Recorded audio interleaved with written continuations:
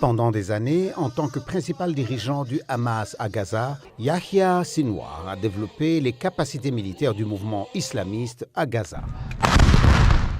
Il est présenté comme le cerveau de l'attaque contre Israël le 7 octobre 2023. Israël a déclaré avoir éliminé Yahya Sinwar lors d'une opération dans le sud de Gaza et a publié une vidéo montrant ces derniers moments. À la population de Gaza, j'ai un message simple. Cette guerre peut prendre fin demain. Elle peut se terminer si le Hamas dépose les armes et rend nos otages. Au lendemain de cette annonce, le président Joe Biden s'est rendu à Berlin, en Allemagne. Il a appelé le premier ministre israélien Benjamin Netanyahu pour le féliciter. Le moment est venu d'aller de l'avant. Aller vers un cessez-le-feu à Gaza, s'assurer que nous avançons dans une direction qui nous permettra d'améliorer les choses pour le monde entier.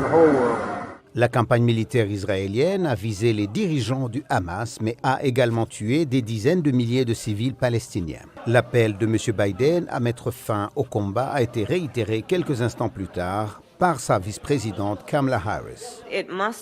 Les combats doivent cesser de manière à ce que Israël soit en sécurité, que les otages soient libérés, que la souffrance à Gaza prenne fin et que le peuple palestinien puisse exercer son droit à la dignité, à la sécurité, à la liberté et à l'autodétermination.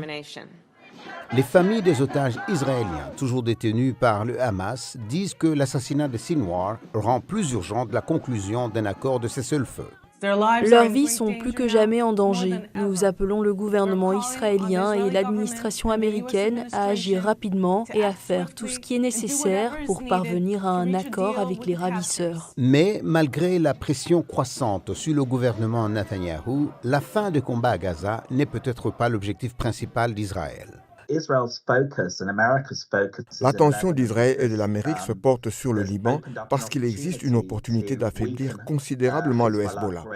Et c'est quelque chose qui intéresse beaucoup tous les alliés américains dans la région, l'Arabie saoudite, l'Égypte, etc.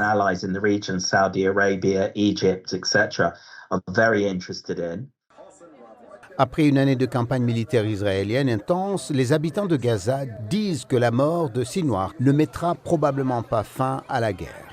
Les experts de l'ONU affirment que plus de 1,8 million de personnes, soit près de 90% de la population de Gaza, souffrent de la faim. Les conclusions interviennent alors que l'administration Biden a averti cette semaine que l'aide militaire américaine pourrait être interrompue si Israël ne répond pas aux besoins humanitaires de Gaza. Des fournitures ont été parachutées au-dessus de Gaza jeudi. Les responsables de l'ONU ont déclaré que l'aide est devenue extrêmement faible depuis qu'Israël a relancé son offensive vers le nord de la bande de Gaza.